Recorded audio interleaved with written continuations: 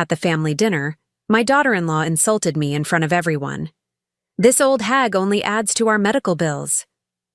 I sold the house and disappeared. When they got home from work, my phone rang 99 times. I'm glad to have you here. Follow my story until the end and comment the city you're watching from, so I can see how far my story has reached. I never thought words could cut deeper than knives until that night at our family dinner. My name is Nellie. I'm 72 years old, and that was the moment when my own family showed me what they truly thought of me. The dining room was filled with the aroma of my homemade lasagna, Thomas's favorite since he was a boy. My son had invited his colleagues over, and I'd spent the entire day cooking. My arthritic hands ached, but I wanted everything to be perfect for him. The table was set beautifully with the china I'd brought into this house 30 years ago when it was still mine. "Mom, could you bring out more water?" Thomas called from the head of the table, my husband's old spot. I nodded with a smile and headed to the kitchen where Jovi, my daughter-in-law, was texting on her phone. "Jovi, dear, could you help me carry these plates? My hands are acting up again." She didn't even look up. "In a minute," she said, though we both knew what that meant. I managed on my own, as I always did. The conversation at the table flowed around me as if I were invisible. Thomas was telling stories about work, Jovi was laughing too loudly at everything his boss said, and the children were absorbed in their tablets. I sat quietly in the corner, not really part of the gathering, just there to serve. Then came the moment that changed everything. "So, Nellie," Thomas's boss asked, "what do you do with your days now that you're retired?" Before I could answer, Jovi let out a dramatic sigh. "She mostly goes to doctors and picks up prescriptions.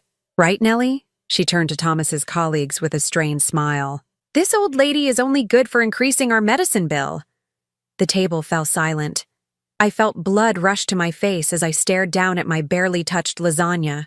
Through the painful silence, I waited, hoped, for Thomas to say something, anything, to defend his mother. The woman who had raised him alone after his father died when Thomas was only 10. The woman who had worked 2 jobs to put him through college. But Thomas just laughed awkwardly and changed the subject.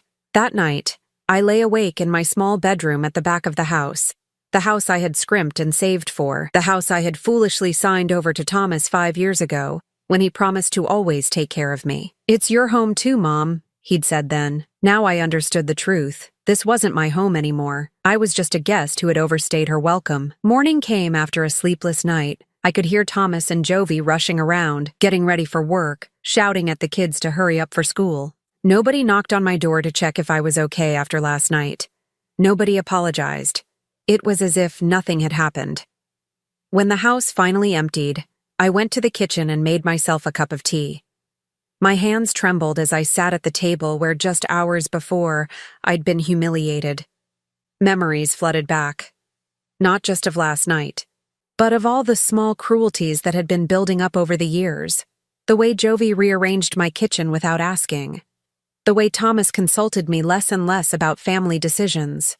The comments about my outdated clothes, my old person habits, my medications that were so expensive. The time Jovi suggested I move to the basement so they could turn my room into a home gym. I had told myself they were just words, that family was family, that staying together was what mattered. But now I saw clearly what I had been denying for years. I wasn't valued here. I wasn't respected. I was tolerated at best. My teacup clinked against the saucer as I set it down with sudden resolve. I was 72, not dead. I had given Thomas this house, but I had kept a secret from him, a savings account his father had started before he passed. I hadn't touched it in decades, watching it slowly grow, saving it for a rainy day. Well, the storm had finally come. I picked up my phone and dialed a number I'd been considering for months, but had never had the courage to call. My voice was surprisingly steady as I spoke. "Hello? Is this Golden Sunset Realty?" "Yes, I'd like to speak with someone about selling a house." The woman on the other end sounded surprised. "Your house, ma'am?" I looked around at the kitchen where I'd prepared thousands of meals for my family. The living room where Thomas had taken his first steps. The garden I had planted with my own hands. "No," I said firmly. "Not anymore." Morning came after a sleepless night. I could hear Thomas and Jovi rushing around, getting ready for work, shouting at the kids to hurry up for school. Nobody knocked on my door to check if I was okay after last night. Nobody apologized. It was as if nothing had happened. When the house finally emptied, I went to the kitchen and made myself a cup of tea. My hands trembled as I sat at the table where just hours before, I'd been humiliated. Memories flooded back, not just of last night but of all the small cruelties that had been building up over the years. The way Jovi rearranged my kitchen without asking. The way Thomas consulted me less and less about family decisions. The comments about my outdated clothes, my old person habits, my medications that were so expensive. The time Jovi suggested I move to the basement so they could turn my room into a home gym, I had told myself they were just words, that family was family, that staying together was what mattered. But now I saw clearly what I had been denying for years. I wasn't valued here. I wasn't respected. I was tolerated at best. My teacup clinked against the saucer as I set it down with sudden resolve. I was 72, not dead. I had given Thomas this house, but I had kept a secret from him. A savings account his father had started before he passed. I hadn't touched it in decades, watching it slowly grow, saving it for a rainy day. Well, the storm had finally come. I picked up my phone and dialed a number I'd been considering for months, but had never had the courage to call. My voice was surprisingly steady as I spoke. "Hello, is this Golden Sunset Realty?" "Yes. I'd like to speak with someone about selling a house." The woman on the other end sounded surprised. "Your house, ma'am?" I looked around at the kitchen, where I'd prepared thousands of meals for my family, the living room where Thomas had taken his first steps, the garden I had planted with my own hands. "No," I said firmly, "not anymore." Chapter 2. The Silent Decision. The meeting with the real estate agent confirmed what I'd suspected. I still held partial legal rights to the house. When I transferred the property to Thomas 5 years ago, my lawyer had insisted on a clause that required my consent for any sale. I hadn't thought much of it then, viewing it as a mere formality. Now it felt like a lifeline. "Mrs. Stewart, are you certain about this?" Mr. Grayson, the real estate agent, peered at me over his glasses. "Once we list the property." "I'm certain," I replied, surprised by the firmness in my voice. "How quickly can we proceed?" After he left, I stood in the center of the living room, taking in every detail. The faded mark on the wall where Thomas had thrown a baseball at age 12. The small chip in the mantelpiece from when we moved in my old piano. The window seat where I'd read countless stories to Thomas as a child, and later to his children. Each memory flickered like an old film, beautiful but distant. Somewhere along the way, I had become a supporting character in my own home. The dull ache in my chest confirmed what I'd been avoiding for years. I was lonely here, lonelier than I would be anywhere else. The house sold within a week. The housing market was booming, and our neighborhood had become desirable for young families. I signed the papers in Mr. Grayson's office, my hand steady despite the magnitude of what I was doing. "The new owners can move in immediately," he said, handing me a cashier's check. "And your new apartment is ready whenever you are." I had found a small place by the ocean, in a community for active seniors.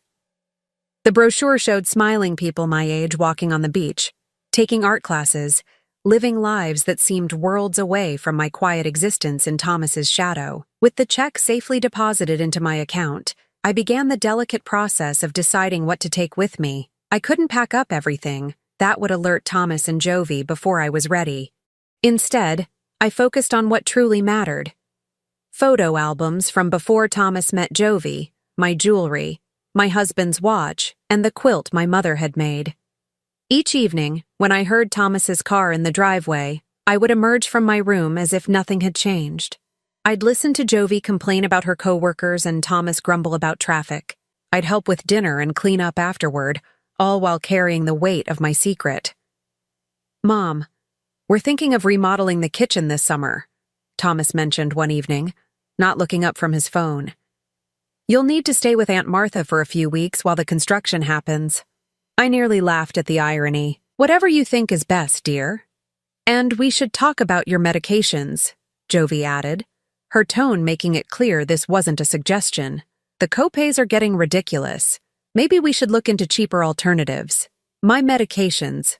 for blood pressure, arthritis, and the heart condition I'd developed after a mild attack last year, were apparently still an inconvenience to them. I just nodded, knowing it wouldn't matter soon. The final stage of my plan came together when Thomas announced they would all be away for the weekend. "Jason's soccer tournament is in Philadelphia," he said, referring to my grandson. "We'll leave Friday morning and be back Sunday night." "That sounds wonderful," I replied, my heart racing. "I'll have dinner ready when you return." That Friday, after they left, I called the moving company. 2 young men arrived promptly, carrying out the few boxes and furniture pieces I had designated. My entire life, condensed into a small truck. "Is that everything, ma'am?" one of them asked. I looked around at the house that had been my home for 30 years. "Yes," I said softly. "That's everything." After they left, I placed a single envelope on the kitchen counter. Inside was a brief note and a copy of the sale papers. I hadn't been able to find the right words, settling finally on simple truth. "I've given all I can. Now I need to live what remains of my life. Don't try to find me. I'll contact you when I'm ready." Before leaving, I walked through each room one last time. In Thomas's childhood bedroom, now converted to a home office, I paused at the bookshelf where a single photograph remained. Thomas at his college graduation, his arm around my shoulders, both of us beaming with pride. I gently touched his face in the image. "I love you," I whispered, "but I can't be invisible anymore." The taxi was waiting outside. The driver, a kind-faced man in his 60s, helped me with my last suitcase. "Where to, ma'am?" I took a deep breath, feeling the weight of the house fall away from my shoulders. "Silver Bay Apartments, please. By the ocean." As we drove away, I didn't look back. The setting sun cast long shadows across the street, marking the end of one chapter and the uncertain beginning of another. For the first time in years, I felt something stirring in my chest. Not the familiar ache of being overlooked, but something lighter, something like hope. My phone remained silent for now, but I knew that by Sunday night, it would explode with calls and messages. Thomas would be shocked, then angry. Jovi would be furious about losing the house. My grandchildren would be confused. But for these 2 days, I had peace. And after years of fading into the background of my own life, peace was worth whatever storm would follow. Sunday evening arrived with the gentle rhythm of waves outside my new apartment window. I'd spent the weekend arranging my few belongings, making this small space feel like mine. The one-bedroom apartment wasn't grand, but the ocean view more than made up for its modest size. I'd already met a few neighbors who had greeted me with warm smiles and invitations for coffee. For the first time in years, I felt like I could breathe. I glanced at the clock on my nightstand. 7:36 p.m. By now, Thomas and his family would have returned home. They would have walked into an unusually quiet house. Perhaps Thomas called out, "Mom, we're back," expecting me to emerge from my room with questions about their trip. Maybe they noticed my absence immediately, or maybe it took them a few minutes to realize something was wrong. But I knew the moment they found my note. At precisely 7:42 p.m., my phone began to ring. Thomas's name flashed on the screen. I watched it ring until it stopped, only to start again seconds later. Then came the text messages. "Mom, what is this? Call me now." "What do you mean you sold the house? This isn't funny. Where are you?" I set my phone down on the small dining table and walked to the window. The sunset painted the ocean in brilliant shades of orange and pink. In all my years living in that house, I had forgotten how much I loved the water. My late husband, Jack, had promised we'd retire by the sea someday.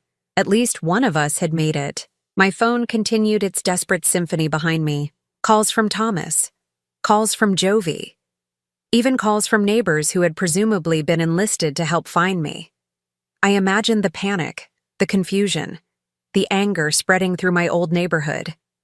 The thought should have filled me with guilt, but instead, I felt oddly peaceful. After an hour, I finally picked up the phone to check. 99 missed calls.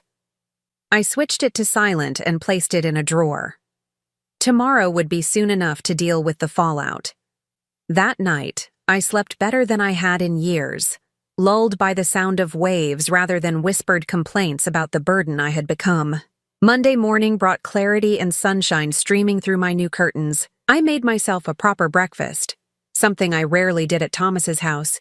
usually rushing to stay out of Jovi's way in the kitchen. I savored each bite of my toast and eggs, watching seagulls soar over the water. Around noon, a sharp knock on my door startled me. My heart raced. Had Thomas found me already? I peered through the peephole to see an unfamiliar woman with silver hair and a bright floral dress. "Hello?" I called through the door, unwilling to open it just yet. "Hi there. I'm Sarah from 3B. We met briefly yesterday when you were moving in. Just wanted to invite you to our book club meeting this afternoon. No pressure, but thought you might like to meet some folks." Relief washed over me as I opened the door. "That sounds lovely, Sarah. Thank you." As Sarah chatted about the book they were discussing, my phone vibrated in the drawer where I'd left it.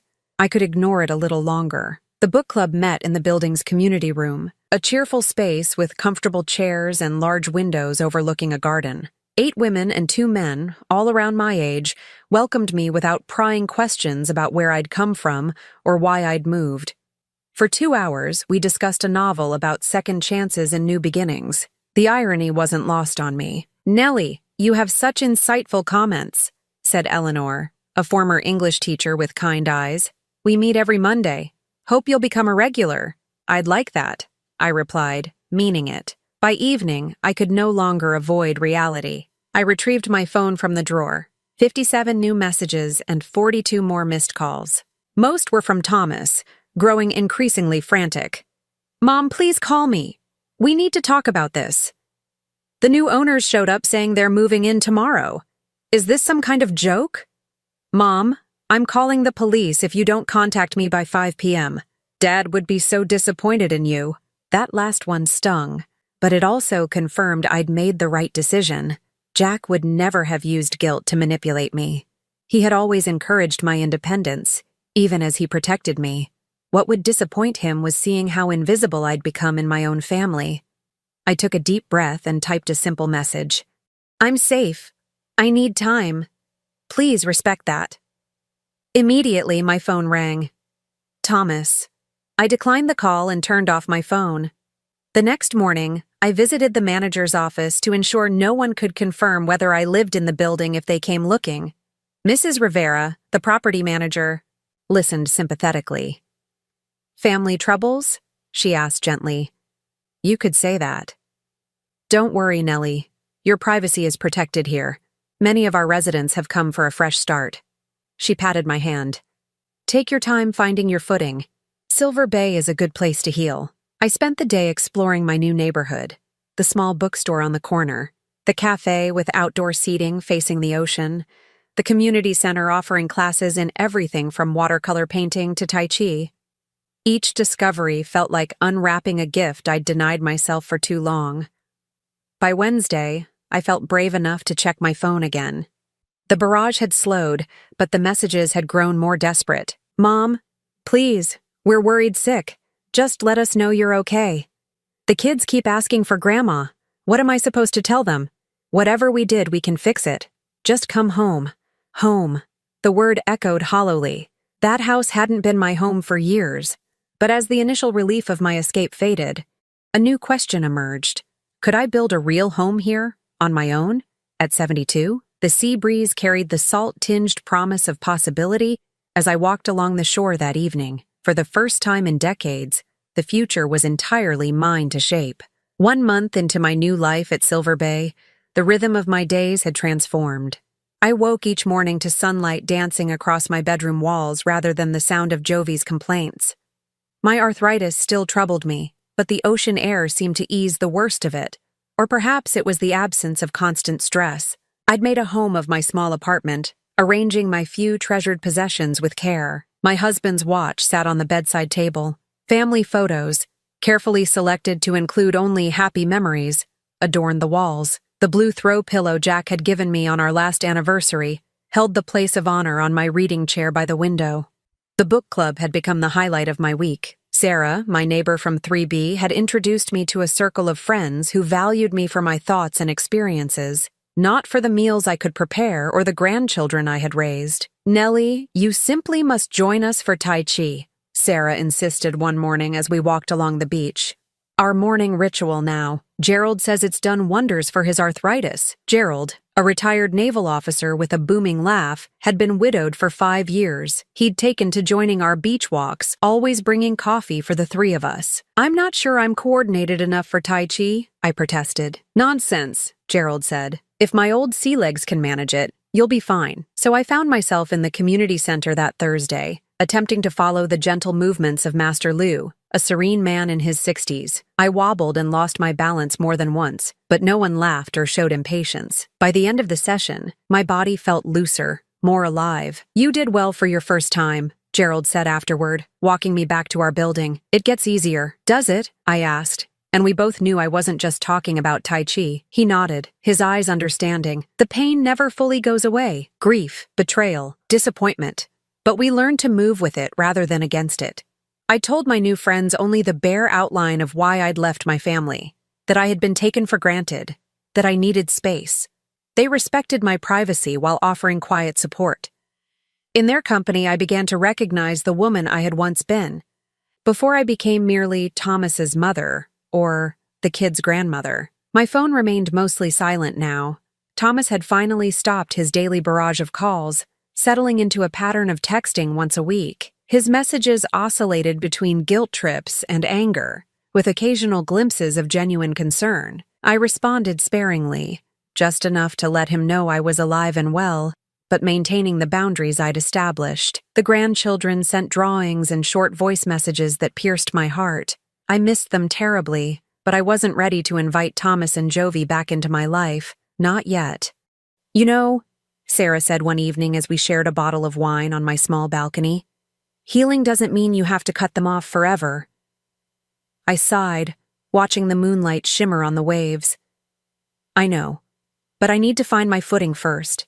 For too long, I defined myself by what I could do for them. I don't know who I am outside of that." "Well, from what I've seen, you're a woman with excellent taste in books, a surprising talent for watercolors, and a friend who listens deeply." She raised her glass. "That's a good start." The watercolor class had been Gerald's suggestion. I'd resisted at first, insisting I had no artistic talent. But the instructor, Margot, believed everyone could create beauty.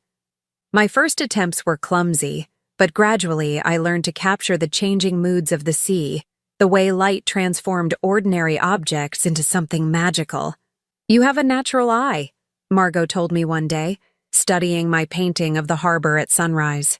"You see what others miss." Her words stayed with me, echoing with unexpected significance. Perhaps that had always been my gift, seeing what others overlooked. I had seen the potential in Thomas when he struggled in school. I had seen the beauty in our modest home when others might have focused on its limitations. I had seen the worth in a quiet life of service to my family, even when that service went unrecognized. But I had failed to see my own value, independent of what I could provide to others. 2 months after my arrival at Silver Bay, I received an unexpected text from Thomas. "Mom, I found some of your medical records while cleaning out your room. Your heart condition is worse than you told us. Please tell me you're taking your medications and seeing a doctor." The message caught me off guard. I hadn't realized he'd even known about my heart condition. He'd never shown interest in my medical appointments before. "I'm seeing a cardiologist here," I replied truthfully, taking my medications. "Don't worry." What I didn't tell him was that Dr. Chen, my new cardiologist, had been impressed with my improved numbers. "Whatever you're doing, keep it up," she'd said at my last appointment. "Your blood pressure is down, and your heart rhythm is more stable. Less stress can work wonders." Less stress. Such a simple prescription. Yet it had required leaving behind everything familiar to fill it. As summer turned to fall, my new life deepened its roots. I had my regular coffee shop where Mia, the young barista, started preparing my chamomile tea the moment I walked in. I had my favorite bench on the boardwalk where I could watch children play, easing the ache of missing my own grandchildren. I had friends who checked on me if I missed a day at Tai Chi. I had, in short, built a life where I mattered, not for what I gave, but simply for who I was. One crisp October morning, as I painted the fishing boats bobbing in the harbor, my phone rang with Thomas's number. Usually, I would let it go to voicemail, but something, intuition perhaps, made me answer. "Mom," his voice cracked with emotion. "We need to talk." Thomas's voice carried a weight I hadn't heard since he was a teenager confessing to a damaged car. I clutched my paintbrush tighter, focusing on the horizon line I'd been working on. "I'm listening," I said, keeping my tone neutral. "Not like this. Not over the phone." He paused. "Please, Mom.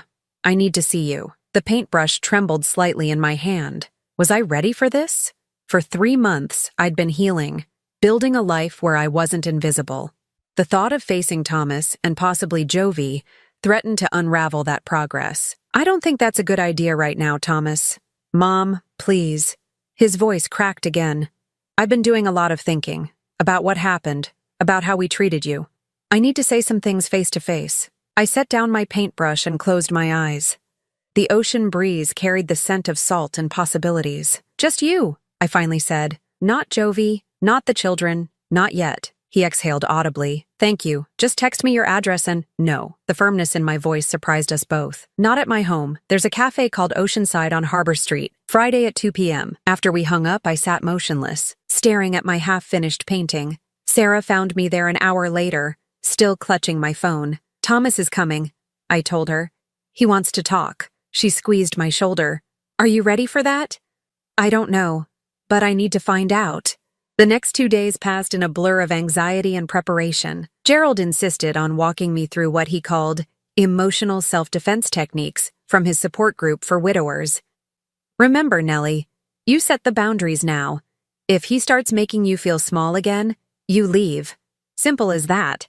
Friday arrived with unusual clarity. The October sky a perfect blue. I dressed carefully in clothes I'd bought since moving to Silver Bay. A teal sweater that matched my eyes and comfortable slacks that weren't the frumpy, old lady clothes Jovi had always criticized. I even wore the silver earrings Gerald had given me for my birthday last month, a simple gesture of friendship that had touched me deeply. I arrived at Oceanside 15 minutes early, choosing a table by the window where I could watch Thomas approach. My hands trembled slightly as I sipped my tea, rehearsing what I would and wouldn't say. Then I saw him, walking uncertainly along the boardwalk. He looked thinner, his shoulders slightly stooped. For a moment, I saw the little boy who had once clung to my hand at his father's funeral, and my heart constricted. He spotted me through the window, his pace quickening. When he entered the cafe, he stopped, as if suddenly unsure. I didn't stand to embrace him. "Mom," he said, sliding into the chair across from me. "You look different." "I am different," I replied simply. Up close, I could see the dark circles under his eyes, the new lines on his forehead. He ordered coffee with a distracted air, his gaze returning to me repeatedly, as if trying to reconcile the woman before him with the mother he remembered. "How did you find me?" I asked when the waitress left.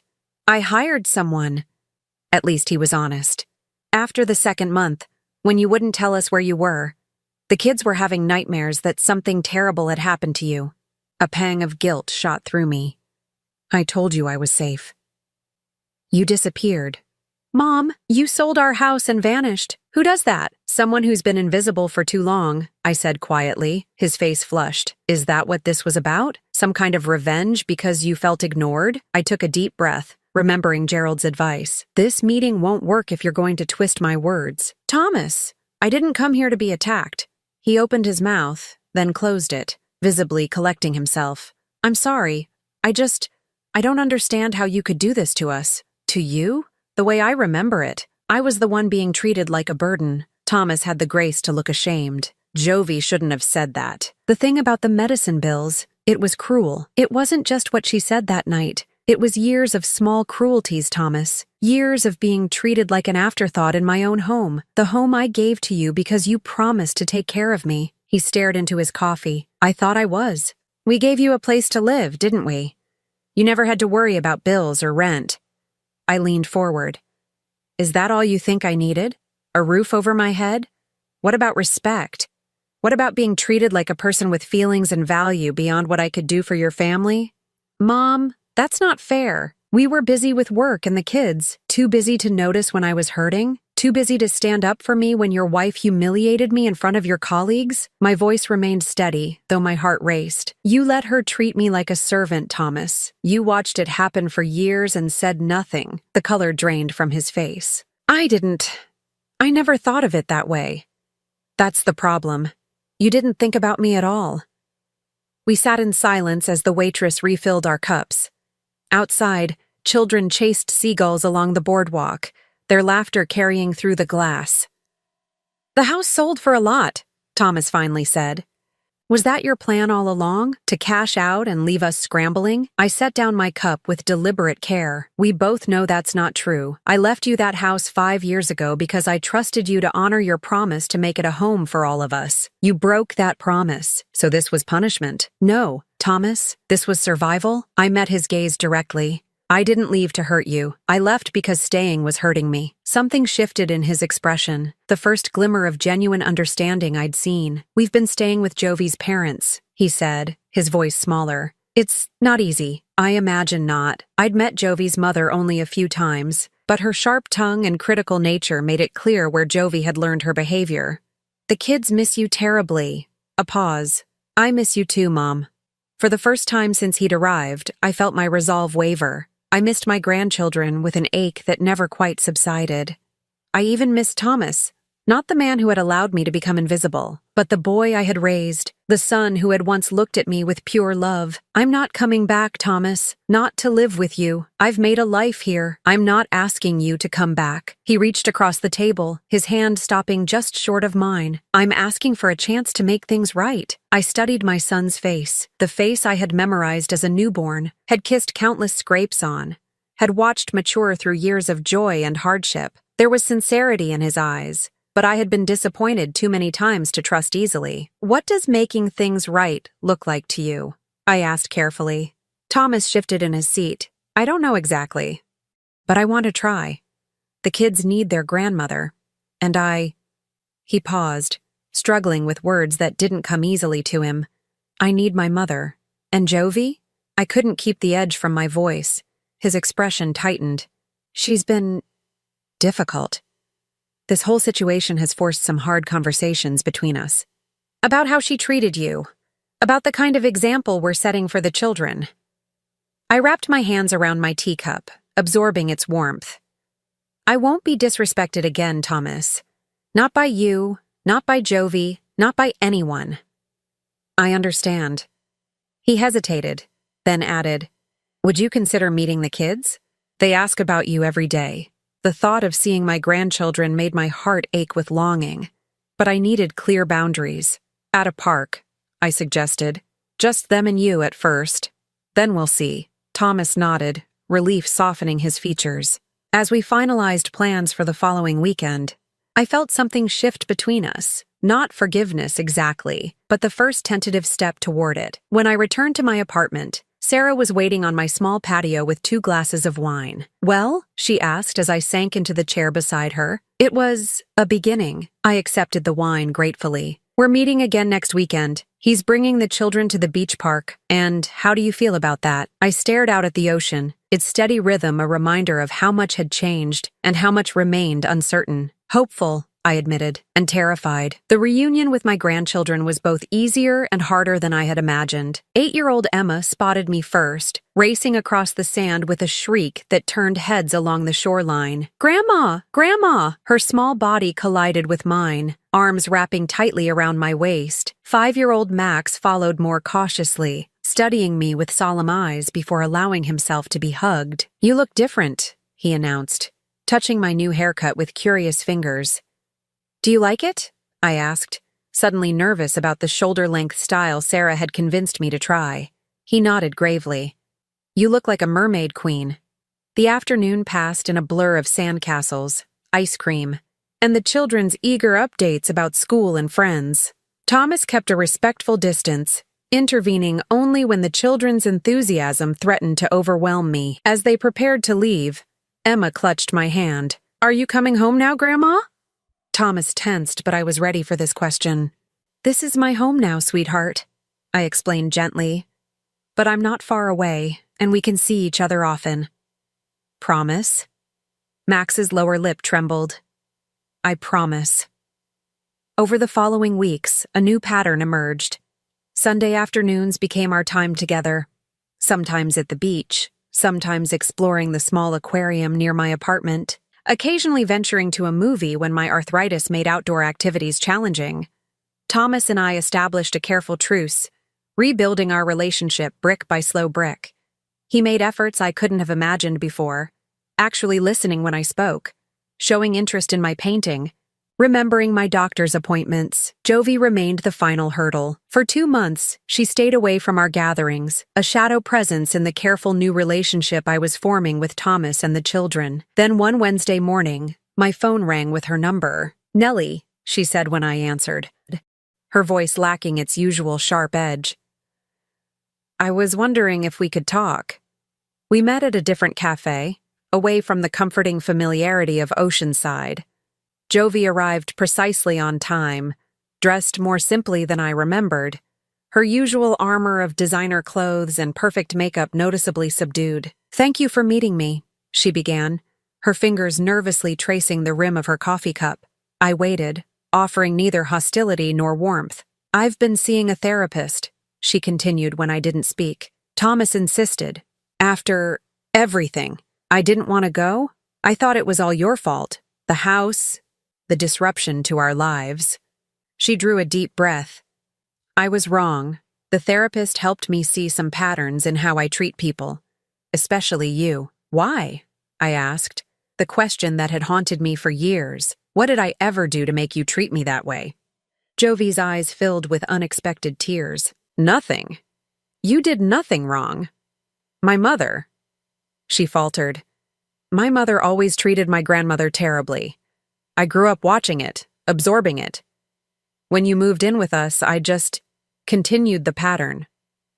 It wasn't an excuse, but it was an explanation I hadn't considered.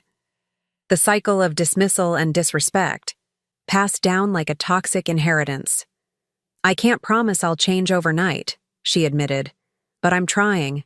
For the kids, for Thomas, and because it's the right thing to do." I didn't offer instant forgiveness, but I did agree to include her in our next Sunday gathering. A tentative olive branch extended across the broken ground between us. 6 months after I left the house that had become my prison, I hosted Thanksgiving dinner in my small apartment. Gerald helped me rearrange the furniture to accommodate a folding table that stretched from the living room into the kitchen. Sarah contributed extra chairs and her famous cranberry sauce. Thomas, Jovi, and the children arrived with pumpkin pies and slightly nervous smiles. Emma immediately attached herself to my side as I finished the gravy, while Max peppered Gerald with questions about his naval career. Jovi hovered uncertainly until I handed her a serving bowl. "Would you mind setting this on the table, and perhaps check if the rolls are done?" It wasn't friendship, not yet, but it was cooperation, a vast improvement from where we had been. As we gathered around the table, I looked at the faces surrounding me. My son, working to be better. My grandchildren, blissfully unaware of the complex adult emotions swirling beneath the surface. Jovi, making visible efforts to treat me with respect. My new friends, who had become a chosen family when I needed it most. Thomas raised his glass. "To Mom, for bringing us together today. And to new beginnings," Gerald added, with a warm glance in my direction. Later, after the dishes were cleared and the children had fallen asleep on my couch, I stepped onto the balcony for a moment of quiet. The November air carried a chill, but the sky was clear, stars reflecting on the dark surface of the ocean. Thomas joined me, draping a shawl around my shoulders. "Cold out here." "It's peaceful," I replied. "I do my best thinking with the sound of the waves." We stood in companionable silence, watching the moonlight create a silver path across the water. "I'm sorry, Mom," he said finally, "for everything, for not seeing you." I turned to face him, this son who had broken my heart and was now trying, imperfectly but sincerely, to mend it. "I see you now," I told him, my voice steady with the truth I had finally embraced. "And more importantly, I see myself." The ocean continued its eternal rhythm below us, advancing, retreating, always finding its way back to shore.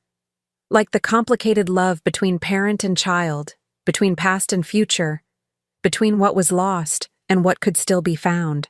I wasn't invisible anymore, and that made all the difference. Now I'm curious about you who listened to my story. What would you do if you were in my place? Have you ever been through something similar? Comment below, and meanwhile, I'm leaving on the final screen 2 other stories that are channel favorites, and they will definitely surprise you. Thank you for watching until here.